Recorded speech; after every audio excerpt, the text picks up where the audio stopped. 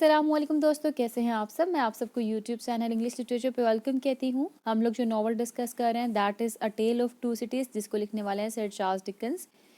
अब तक हम लोग इस नॉवल पे टोटल 5 लेक्चर्स बना चुके हुए हैं। फर्स्ट 3 लेक्चर्स जो हैं वो डील कर रहे हैं राइटर के इंट्रोडक्शन से, नॉवल का इंट्रोडक्शन, उसकी टाइटल सिग्निफिकेंस, इसके important themes, historical background, French revolution, characters और सिंबल्स, ये सब कुछ जो है ना फर्स्ट 3 लेक्चर्स के अंदर हमने बात की। फोर्थ लेक्चर्स में हम लोगों ने बुक 1 की समरी को ओवरऑल कवर किया, जिसका नाम है the recall to life. And then fifth lecture के अंदर हम लोग बुक 2 को डिस्कस कर रहे थे। बुक 2 के चैप्टर नंबर 14 तक हमारी समरी को हम कवर कर चुके हैं। आज चैप्टर 15 से हमने हमारी इस समरी को स्टार्ट करना है। ये हमारा लेक्चर नंबर 6 है, जिसके अंदर हमारी जो बुक 2 की समरी है हम वो कंप्लीट कर लेंगे। एंड देन लेक्चर नंबर 7 होगा, जिसके अंदर हमारी जो बुक 3 है उसकी समरी कंप्लीट हो जाएगी। तो अगर आपने प्रीवियस लेक्चर्स नहीं सुने तो मैं आपको रिकमेंड करूँगी ये लेक्चर सुनने से पहले आप प्रीवियस लेक्चर सुन लें। उनका लिंक आपको डिस्क्रिप्शन में मिल जाएगा। उस लिंक के थ्रू आप उन लेक्चर्स की तरफ अप्रोच कर सकते हैं। वहाँ पर लेक्चर्स जो हैं प्लेलिस्ट के अंदर सीक्वेंस में मौजूद होंगे। एनी हाउ, आज का लेक्चर करते हैं शुरू। आज की ओपनिंग हो रही है चैप्टर नंबर 15 से। स्टोरी शिफ्ट हो गई है फ्रांस में जो मिस्टर डिफार्स थे उनकी वाइन शॉप की तरफ, और चैप्टर का नेम है निटिंग। नेम जो है वो बहुत इंपॉर्टेंट है, सिंबॉलिक नेम है। क्यों रखा गया हम जब स्टोरी डिस्कस करेंगे साथ साथ समझ लग जाएगी हमें। अब होता क्या है, जब ओपनिंग हो रही है चैप्टर की तो देखते हैं वहाँ पे कि डिफार्स जो है मोंसियर डिफार्स अपने साथ रोड मैंडर्स को लेके आता है।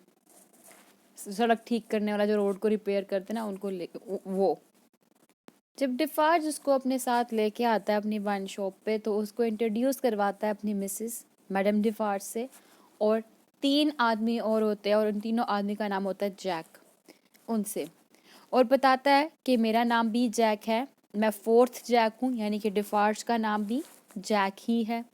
और फिर ये कहता है रोड मैंडर्स को कि अब से तुम 5th जैक हो, यानी कि जैक 5। तो टोटल कितने जैक हो गए? टोटल 5 जैक नेम के पर्सन हो गए हमारे पास इस नॉवल के अंदर। इन सब का रोल इम्पोर्टेंट है। जो डिफार्ज होता है यानी कि जैक 4th, वो रोड मैंडर को उसी रूम में लेके जाता है जिस रूम में डॉक्टर मैनर को रखा गया था। फिर इसके बाद जो रोड मैंडर है वो एक स्टोरी को, एक इवेंट को रिकॉल करता है जिसमें एक आदमी की एग्जीक्यूशन हुई थी, उसको मारा गया था। कहता वो जो आदमी था उसकी एक अनयूजुअल हाइट थी। 6 सोल्जर्स ने उसको पकड़ा हुआ था और सोल्जर्स ने उनको मारने के लिए एक गैलोस तैयार किया हुआ था। ये गैलोटिन होता है जिसके आगे सर को काटा जाता है, ठीक है, रख के। और कहा जा रहा था कि वो आदमी वो है जिसने मॉन्सिन्योर को मारा है, यानी कि पहले हमने देखा था ना एक आदमी का मर्डर हुआ था जिसने गैस्पर्ड के बच्चे को मार दिया था। फिर गैस्पर्ड ने आके उस आदमी को यानी कि मॉन्सिन्योर को मार दिया था, ठीक है, एवरमोंट फैमिली से जो बिलोंग करता था। और एक लेटर लिखा था वहाँ पे, उसके लेटर चाकू के साथ लगा कर उसके पेट पे रख दिया था। तो वो उसको मार के तो चला गया था गैस्पर्ड वहाँ से। लेकिन इसकी स्टोरी से पता लग रहा है कि वो जो आदमी जिसने मॉन्सिन्योर को मारा था वो बेसिकली पकड़ा गया, और पकड़ा जाने के बाद उसको मारने की तैयारी और उसका गला काटने की तैयारी हो रही है, सर काटने की तैयारी हुई थी और उसको सर काट के मार दिया गया हुआ है। और वो कौन है? गैस्पर्ड है, ठीक है, यानी कि गैस्पर्ड पकड़ा गया और उसकी डेथ हो गई हुई है। ये सारी स्टोरी बता के रोड बैंड चला जाता है। मिस्टर डिफार्ज एंड मिसेस डिफार्ज और जैक को बड़ा गुस्सा आता है, और मिसेस डिफार्ज जो है वो निटिंग कर रही होती है। निटिंग कर करके जिन जिन को बंदे को रजिस्टर करना है, जिन बंदे को उन्होंने मारना है, बदला लेना, उनके नेम्स लिख रही होती हैं। बेसिकली ये नेम किन के होते हैं? मार्क्स फैमिली के होते हैं जो कि एवरमोंट फैमिली से बिलोंग करते हैं। मैडम डिफार्ज उनको निटिंग करके उनके नेम लिख रही होती हैं, जो कि मिस्टर डिफार्ज बताते हैं कि ये निटिंग करके जब नेम लिखती हैं तो एक सिंबल्स के तौर पे यूज़ करती हैं, डायरेक्ट नेम नहीं लिखती, जो कि खुद ही अंडरस्टैंड करती हैं उन नेम्स को। निटिंग इसलिए इंपॉर्टेंट है क्योंकि निटिंग सिंबलाइज कर रही है डेथ ऑफ द पर्सन जिनके नाम लिख रही है उनके। फिर इसके बाद ये रोड मैंडर और दोनों डिफार्ज जो हैं वो बेसिकली पैलेस की तरफ जाते हैं किंग एंड क्वीन को देखने के लिए। काफ़ी लोगों का क्राउड इकट्ठा हुआ होता है वहाँ पे, वो किंग एंड क्वीन को देखने के लिए आए होते हैं। और उस दौरान मिसेस डिफार्ज जो हैं वो निटिंग कर रही होती हैं, और एक आदमी उनके बिल्कुल करीब होता है। वो कहता है you work hard madam, said a man near her. उनके करीब आदमी कहता है तो आगे से मैडम डिफार्ज रिप्लाई करती हैं, yes answered madam Defarge, I have a good deal to do. मुझे मतलब I have a good deal to do, मुझे एक अच्छा काम करना है। What do you make madam, आप क्या बनाती हैं? आगे से कहती है मैनी थिंग्स।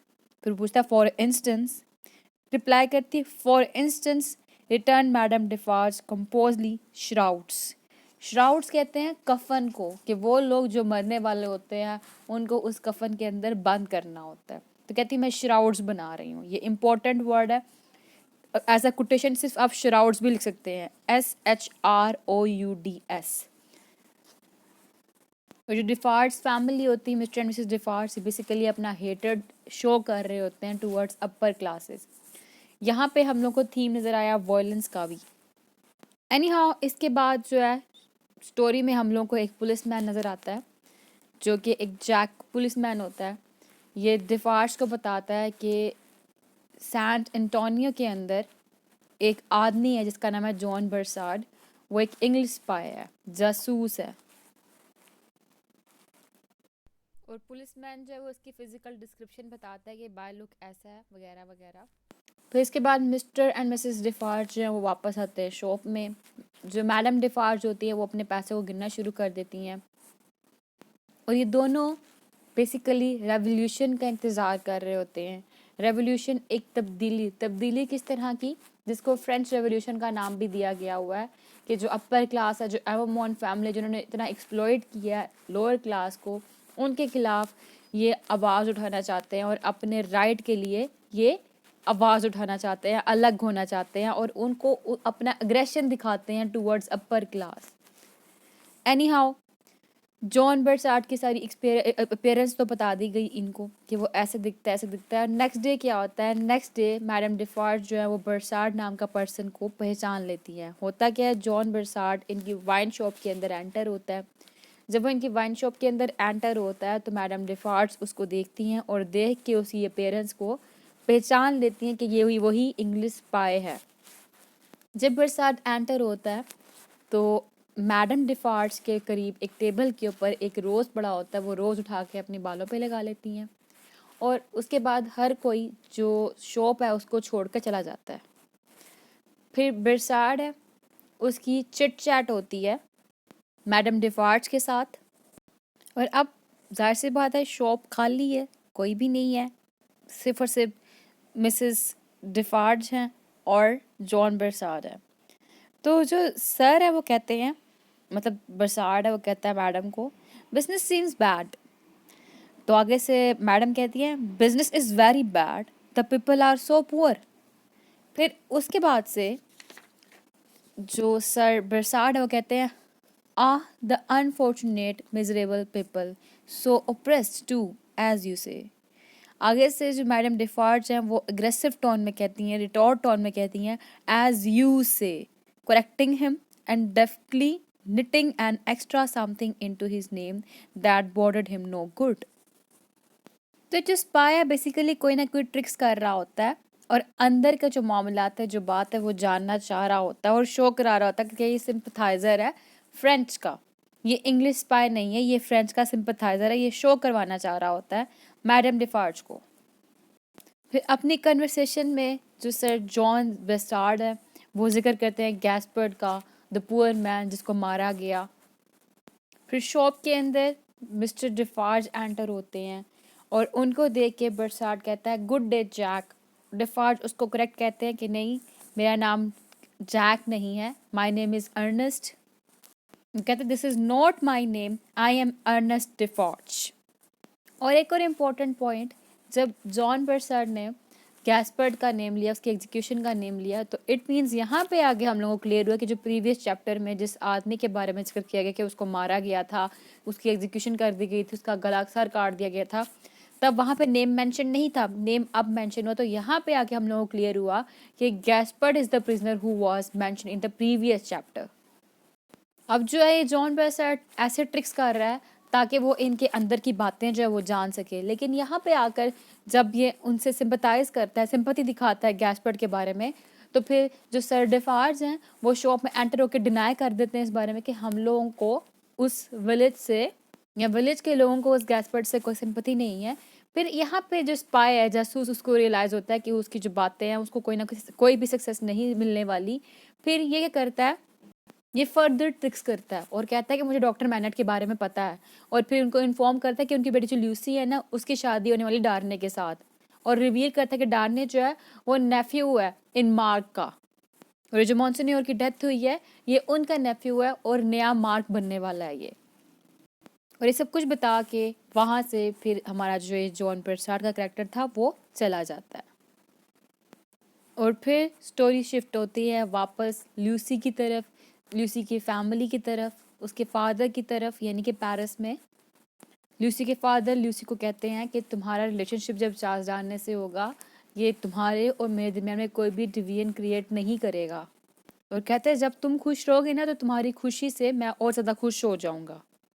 और यहाँ पे वो फर्स्ट टाइम मेंशन करते हैं अपने इम्प्रिजनमेंट को, कि जब वो जेल में थे तो वो कैसे आप पे फील करते थे और किस तरह से वो अपनी बेटी के अबाउट सोचते थे, और जब बेटी इनकी सारी बातों को सुनती है तो रोना शुरू कर देती है, और अपने फादर को बताती है कि through out in my childhood वो कैसे आप अपने फादर को मिस करती थी और रोया करती थी। और बताते हैं कि जब मैं प्रिजन में था मैं चांद को देखा करता था और मैं सोचा करता था कि मेरी बच्ची कौन होगी, like I have looked at her, यहाँ पे चांद की बात की जा रही है, speculating thousands of times upon the unborn child from whom I had been rent, whether it had been born alive or the poor mother's shock had killed it, whether it was a son who would never know his father's story, who might even live to weigh the possibility of his father's having disappeared of his own will and act, whether it was a daughter who would grow to be a woman। यहाँ सारी अपनी memories बता रहे हैं, मतलब मैं jail में बैठ के कैसे इमेजिन करता था कि मेरा बच्चा कौन होगा, एक बेटी होगी या एक बेटा होगा जो अपने बाप को देख भी नहीं पाया होगा। फिर उसके बाद कहता है I have pictured my daughter to myself all together unconscious of me. I have seen her married to a man who knew nothing of my fate. I have altogether perished from the remembrance of the living, and in the next generation my place was a blank। तो ये chapter 17 है सारा का सारा one night के name से, इसके अंदर फादर एंड डॉटर की इमोशनल कन्वर्सेशन दिखाई गई हुई है, और इसी चैप्टर के अंदर ये डिसीजन लिया जाता है कि हाँ अब लूसी की शादी चार्ल्स डार्ने के साथ होगी।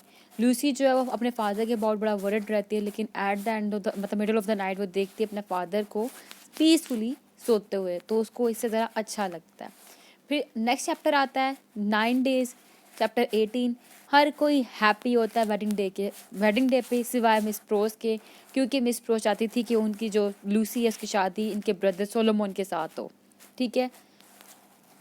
लेकिन स्टिल मिस प्रोस जो है बहुत ज़्यादा लॉयल हैं लूसी के साथ।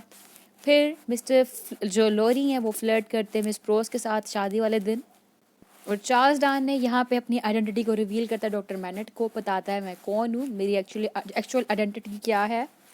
जो डार्ने की रियल आइडेंटिटी सुनने के बाद परेशान हो जाता है, लेकिन जो शादी है वो नहीं रुकती, शादी गोज अहेड, शादी होती रहती है। अब कपल की शादी हो गई और हनीमून के लिए दोनों वेल्स जाते हैं फॉर 9 डेज डॉक्टर मैनेट को अकेला छोड़ के। अच्छा मैं एक करेक्शन कर दूँ, जब स्टोरी शिफ्ट हुई है ना, एक फ्रांस दिखाया गया है तो एक इंग्लैंड दिखाया गया है। मैंने इंग्लैंड के लिए वर्ड पेरिस यूज़ कर लिया था, जबकि पेरिस जो है वो फ्रांस में या इंग्लैंड में लंदन जगह दिखाई गई है, ठीक है। तो ये स्टोरी जो है वो लंदन में चल रही है। जब वाइन शॉप का सीन आया था ना वो पेरिस में था, वो फ्रांस के अंदर था।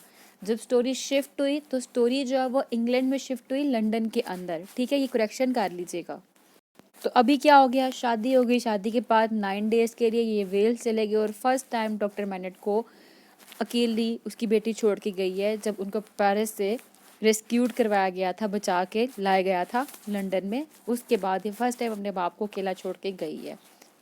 पर जैसे ही लूसी छोड़ के जाती है अपने फादर को, तो दोबारा से इसके फादर की तबीयत डिस्टर्ब होना शुरू हो जाती है।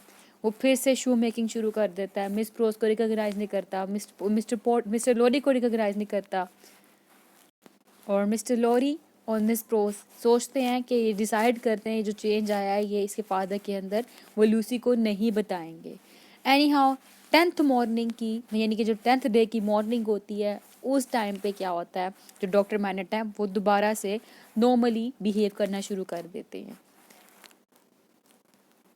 फिर मिस्टर लोरी और मिस प्रोस सोचते हैं कि वो इस मैटर के बारे में फर्दर डिस्कशन नहीं करेंगे, लेकिन मिस्टर लोरी जो है ये डॉक्टर का केस डॉक्टर के सामने प्रेजेंट करते हैं कि बिल्कुल ऐसा ऐसा हुआ था। फिर डॉक्टर रियलाइज़ करते हैं कि he has been making shoes.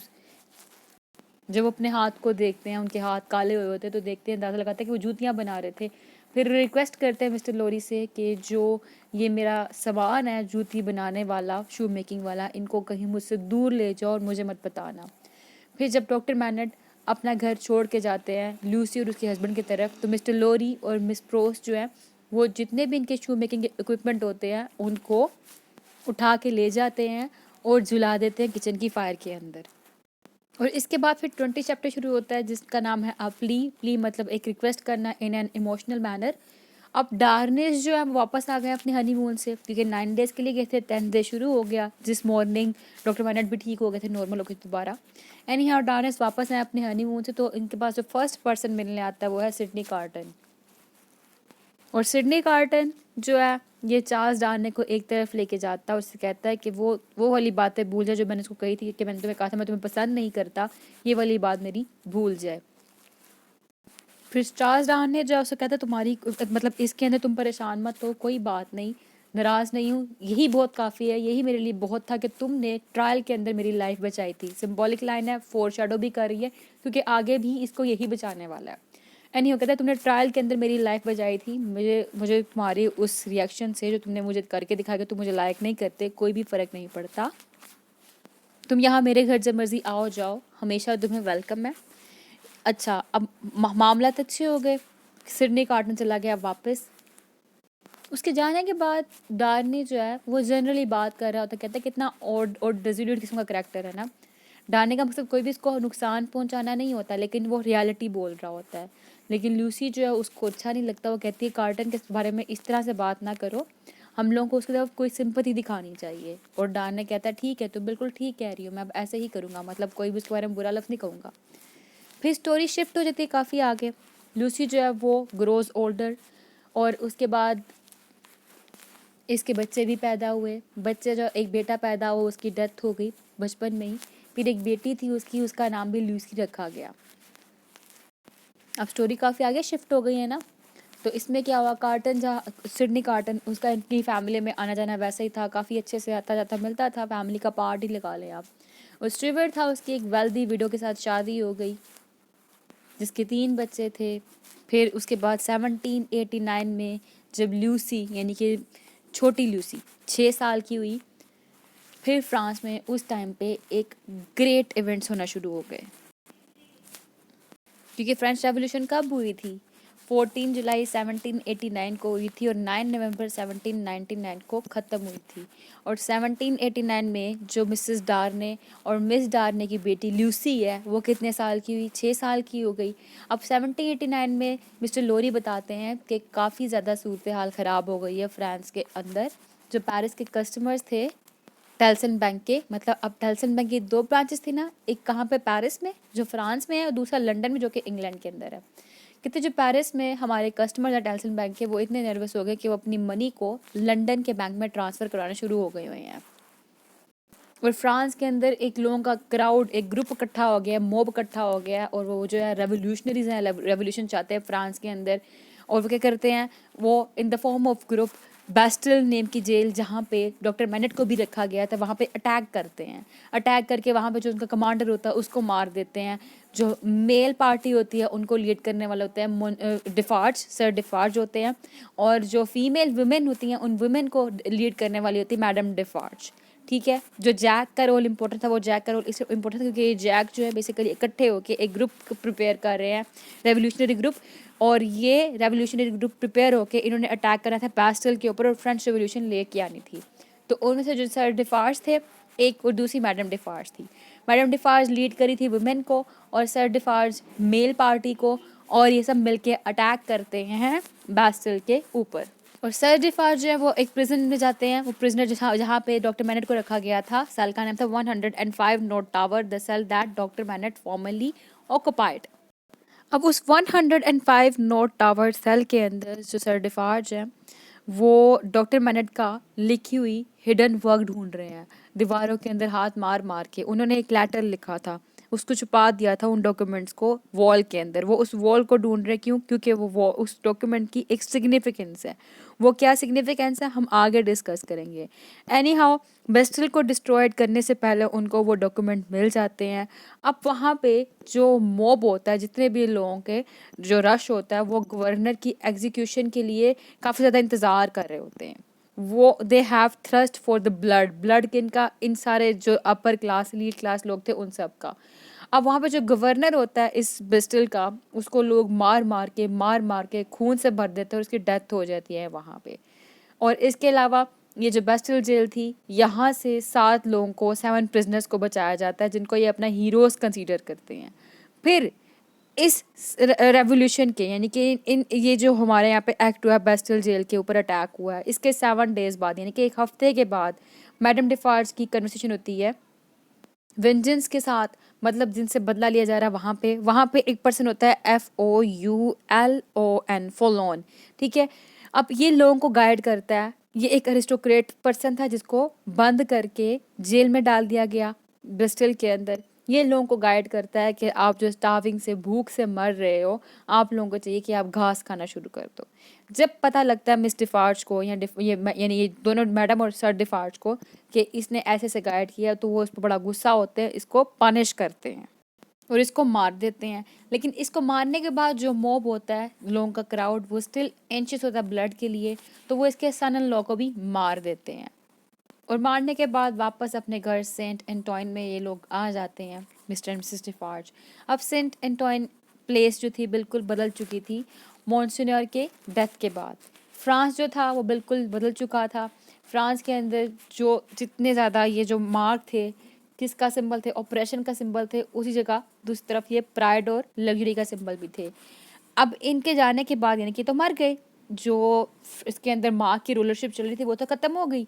अब जो ये लोग थे आपस में खुश होके मिल रहे थे। 2 जैक्स जो थे आपस में एक दूसरे को खुशी से मिलते हैं। और जहाँ पे मोन्सन्योर रहता था यानी कि एवरमोंट फैमिली रहती थी, उस जगह को भी आग लगा दी जाती है। और इसके अलावा जितने भी एवरमोंट फैमिली से रॉयल हाउस बिलोंग करते थे या नोबल मैन बिलोंग करते थे, उन सबको जला दिया जाता है, मार दिया जाता है। और इन नोबल मैन के अंदर एक गैबल होता है जो कि एक पोस्ट मैन होता है। ये छुप जाता है, ये भाग जाता है, खुद को छुपा लेता है और ये एक लेटर भी लिखता है। लेटर इम्पोर्टेंट है। ये पोस्टमैन बेसिकली किसका होता है? एवरमोंट फैमिली का ही पोस्टमैन होता है जो कि लेटर्स को इधर उधर पहुंचाता है, ठीक है, दूसरों को खत पहुंचाता है। लेकिन ये एक लेटर लिखता है और लेटर लिखता है ये एवरमोंट फैमिली के पर्सन को, जिसमें ये एड्रेस करता है चार्ल्स सेंट एवरमोंट को, जिसका रियल नेम चार्ल्स सेंट एवरमोंट और जो डिस्गाइज नेम है वो है चार्ल्स डार्ने, ठीक है। चार्ल्स डार्ने को एक लेटर लिखता है विद एड्रेस करता है चार्ल्स सेंट एवरमोंट के नेम से। और उस लेटर के अंदर फ्रांस की जो भी कंडीशन है उस सारी कंडीशन को लिख के ये उस एवरमोंट को भेजता है। अब 3 साल मजीद गुजर गए रेवोल्यूशन को। ये जो मॉन्सिन्योर थे एवरमोंट फैमिली वो सारी ख़त्म हो गई। कोई भी मोनार्की यहाँ पे मजीद नहीं रही क्योंकि जो फ्रेंच मैन थे मोस्टली लंदन आना शुरू हो गए, फाइनेंशियल इश्यूज़ के ऊपर बात करने लग पड़े। टेल्सन के अंदर यही डिस्कशन चल रही थी और जो रेवोल्यूशन था ये सेंटर ऑफ इंटेलिजेंस बन चुका था। अब क्या होता है, एक दिन जो चार्ल्स डार्ने है वो विजिट करता है मिस्टर लोरी को टेल्सन बैंक के अंदर। और ये जाता है जब टेल्सन बैंक में, तो बेसिकली ये पेरिस में ट्रैवलिंग करने जाता है, उसके बारे में बात करता है। जब ये वहाँ पे पहुँचता है तो देखता है कि मिस्टर लोरी से एक क्लर्क बात कर रहा होता है कि क्या आपको एक पर्सन मिला जिसका नाम मार्क सेंट एवरमोंट है, क्योंकि मेरे पास एक लेटर है, अभी तक मुझे ये आदमी नहीं मिल रहा जिसका नाम मार्क सेंट एवरमोंट है, उस तक मैं लेटर पहुंचा सकूं। अब क्योंकि एड्रेस के अंदर बेसिकली फ्रेंच की कंडीशन लिखी हुई थी और ये जो लेटर था ये आया मार्क सेंट एवरमोंट के लिए था और मार्क सेंट एवरमोंट चार्ल्स डार्ने खुद था। और यहाँ पे कोई भी नहीं चाहता कि चार्ल्स डार्ने का रियल नाम एवरमोंट है। और चार्ल्स डार्ने ये बात सुनने के बाद कहता है कि हाँ मैं इस पर्सन को जानता हूँ और मैं इस पर्सन को ये लेटर डिलीवर कर दूंगा। फिर चार्ल्स डार्ने वो लेटर ओपन करता है तो वहाँ पे एक रिक्वेस्ट की जाती है जो कि गैबल ने रिक्वेस्ट की होती है। वो उसको लेटर इम्प्रिजन से लिखता है और जितनी भी सूरत हाल है उनको वो बताता है डार्ने को और कहता है हमारा क्या कसूर था, मतलब गैबल प्ली कर रहा है ना, रिक्वेस्ट कर रहा है कि आकर हमें बचा ले, इनसे हम लोग को मारा जा रहा है। डान ने अपनी इस इनहेरिटेंस को रिनाउंस करके तो बहुत जस्टिफाया था, लेकिन जो लोगों के साथ सूरत हो रही है ना, वो देख के खुश नहीं होता, परेशान होता है। तो कहता है मुझे मैटर्स को रिसोल्व करने के लिए पेरिस जाना होगा। फिर चार्ल्स डान ने 2 लेटर लिखता है, एक लूसी को, दूसरा डॉक्टर मैनट को, और उन दोनों को लेटर लिखने के बाद ये पेरिस के लिए रवाना हो जाता है। ये जस्ट लेटर लिख के उनको इन्फॉर्म करता है इन पर्सन, यानी कि अकेला जाके उनको इन्फॉर्म नहीं करता। एनी हाउ अब निकल गया ये पेरिस की तरफ, जहाँ पे फ्रेंच रेवोल्यूशन हुई, रेवोल्यूशनरीज बैठे हुए थे और वो एवरमॉन्ट फैमिली को ख़त्म होने का इंतज़ार कर रहे थे। इसके बाद क्या हुआ हम डिस्कस करेंगे नेक्स्ट जो लेक्चर आएगा हमारा बुक 3 के ऊपर, उसमें। तो अभी तक जो थीम आए इस नॉवल में, इस अब तक जो स्टोरी गुजरी, हमने देखा वॉयलेंस का थीम था, रिवेंज का थीम था, और रेवोल्यूशन का थीम था, मार्क्सिज्म का थीम था, फाइट फॉर द राइट का थीम था, डिस्ट्रॉयर डिस्ट्रक्शन का थीम था। और स्टोरी की नरेशन जब भी डिफॉर्स फैमिली का नाम आया तो गई पेरिस की तरफ, फिर जब भी नाम आया चार्ल्स डार्ने का या डॉक्टर मैनेट का तो स्टोरी कन्वर्ट हुई लंदन की तरफ। ठीक है, 2 सेटिंग दिखाई गई है, पेरिस और लंदन, यानी कि राइटर ने डबलनेस दिखाई है, इसके अंदर पैरेललिज्म चल रहा है, पैराडॉक्सेस भी दिखाया जा रहा है। तो आई होप कि आपको स्टोरी क्लियर हो चुकी होगी। फिर मिलते हैं अगले लेक्चर में चैप्टर 3 यानी कि बुक 3 की समरी के साथ ओवरऑल कवर कर लेंगे इंशाल्लाह ताला हमारा नॉवल नेक्स्ट लेक्चर में। तब फिर मिलते हैं, तब तक के लिए अल्लाह हाफिज़। Thank you so much for watching this video.